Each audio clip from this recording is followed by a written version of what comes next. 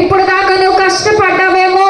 ఇదిగో ప్రియమైన దేవుని బిడ్డలారా, ఇదిగో దేవుడు నీకు సంతోషమునివ్వబోతూ ఉన్నాడు, గొప్ప సమాధానమునివ్వబోతూ ఉన్నాడు. ఆయన ఆలోచనకర్త నిన్ను నడిపించబోతూ ఉన్నాడు. ఇదిగో ఆయనను స్తుతించినప్పుడు,